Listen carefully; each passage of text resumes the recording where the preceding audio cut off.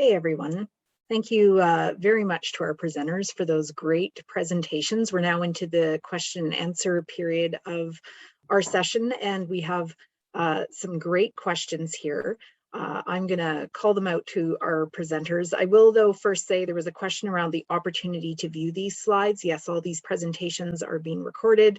The recordings are actually available 30 minutes after the presentation is over at the bottom of the session. So all the completed sessions are at the bottom, and the new sessions coming up are on the top.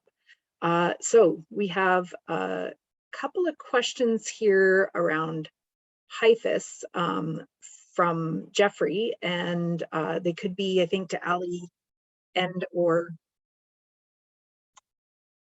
there we go, related to HIFIS. So question about HIFIS design. Do you find that agencies or communities customize the system interface itself during the design phase, or mainly how they use the standard interface? If they do customize it, how does that work? Is new software development required, or is it mainly configuring system options? I can take that one. So thanks for the question. So basically what I'm talking about here in terms of configuring is primarily things like setting up the user rights. So you may have a specific set of modules that a shelter worker might want to use in your community, and that might be different from an outreach worker, and that might be different from a housing provider. So one of the large pieces of work is setting up those rights templates, which may be different in your community from other communities. Then there's additional configuration that you might want to do in terms of some of the examples Yale was presenting about making certain fields mandatory or even changing drop-down menus. So that's the sort of configuration that really I was talking about during the design and development phase. You don't need to have a software developer changing anything in the interface. It's all front-end customization using options that are built into HIFIS. Thanks, Ali. I don't know anything, Adam or Yale, to add further? No, I will say you can customize sort of visually what HIFIS looks like. No one in their HIFIS implementation does that. So you could essentially rebrand it as something else, but it sort of sits on HIFIS. That's an option that exists, but not one that, to my knowledge, Nally, maybe you can confirm in some of the work you've done with communities that if anyone has actually taken the initiative to do. I've done it, but. Nice. Okay, there's another sort of system-based question. Is there any thought to migrating HIFIS to work with a cloud-based database that would save each community from having to maintain their own servers? So this is one of the questions that comes up somewhat frequently in the context of how to best, what am I trying to say? How to best sort of remove some of those technical requirements on communities, and it's one we have internally as well.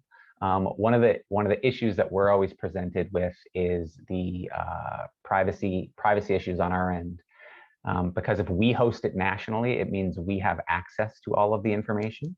And our privacy regulations and legislations don't allow us to collect all of that information and have access to all of that information. So that would mean we could see all of the client information, including the names and the identifying details. So that restricts it on our end.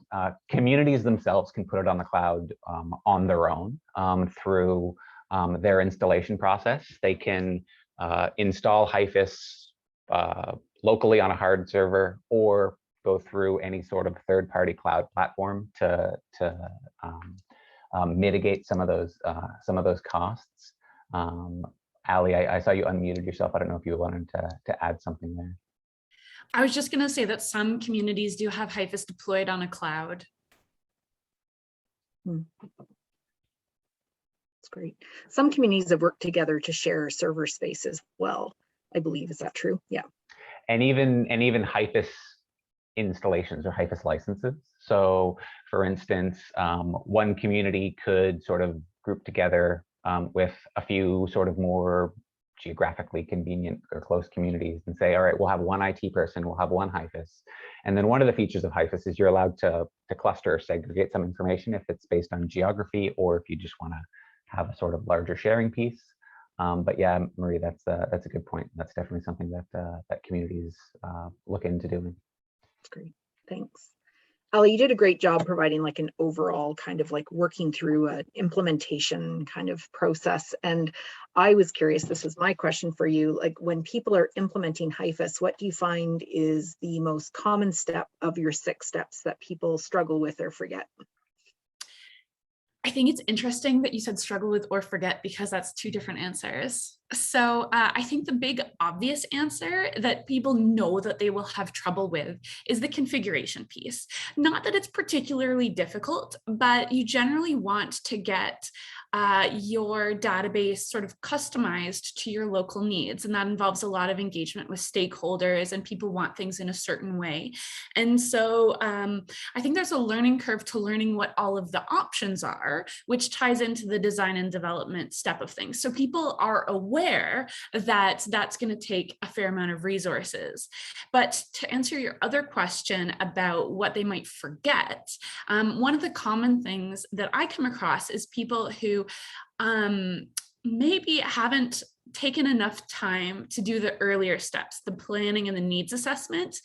And that doesn't, it's not that they forget to do it, it's just that they don't realize that they should have done that earlier. And that's why I presented the 6 stages.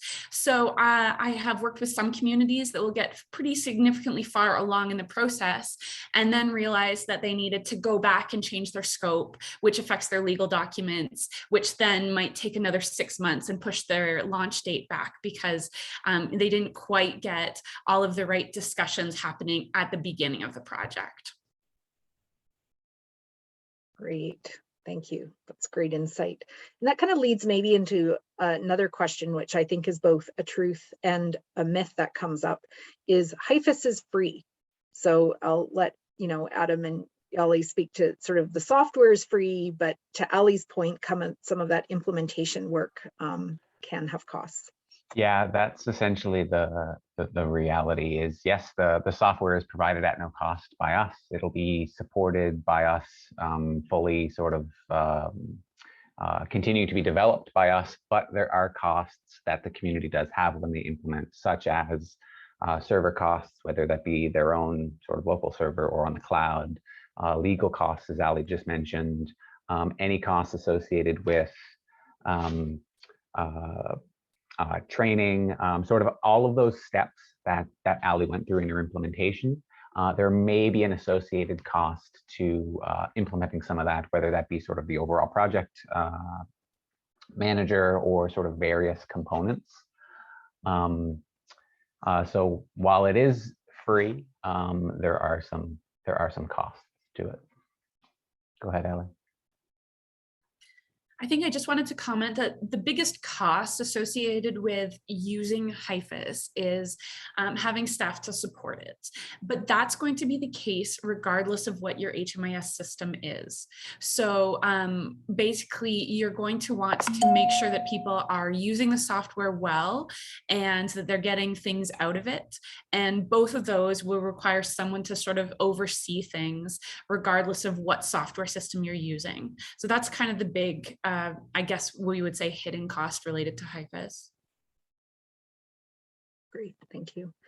We have a question from Vlessy, and I think this is a great one to talk about the opportunity to be in a shared environment in HIFIS or to have some of the clustering that you talked about. And I'm wondering if you can talk about pros and cons and what people are doing across Canada.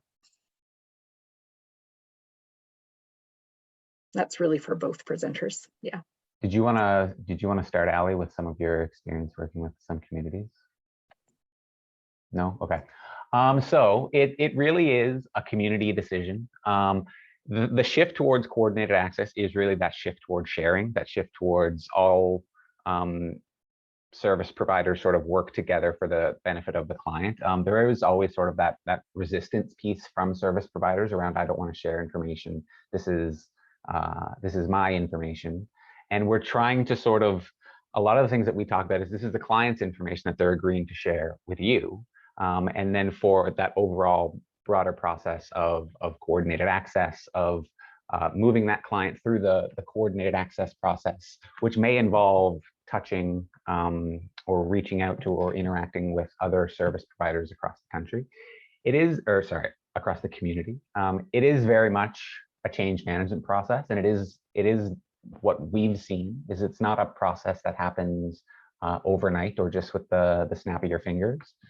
So, you will get some resistance, but and there are some safeguards in HIFIS that allow certain, generally we say certain populations that may not want to be part of the broader system. Our common example is the any sort of violence against women or domestic violence shelters may not want to share their information with a broader group.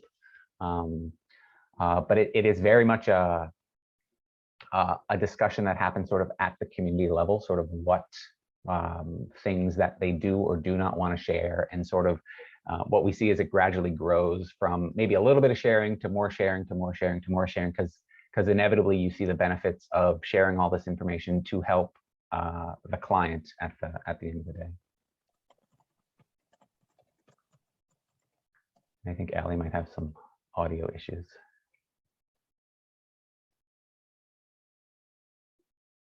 Ali, I don't know if you're, oh, there, you're unmuted. Oh, Sorry. I got like a notification while you were asking the question, so I missed it. I'm so sorry. Oh, the question about being in a shared environment, what you've seen across the country in terms of those who have gone into clusters and those who've shared, and some of the pros and cons. And we've just got like 1 minute left, so this will be the last answer. Okay, so the gold standard really is that you would be using HIFIS for your coordinated access system, which means that everyone who's participating in your coordinated access system would be sharing data together in HIFIS. It is possible for you to set up multiple clusters, but a cluster is sort of like cutting your database in half and saying, I don't have access to that other half over there.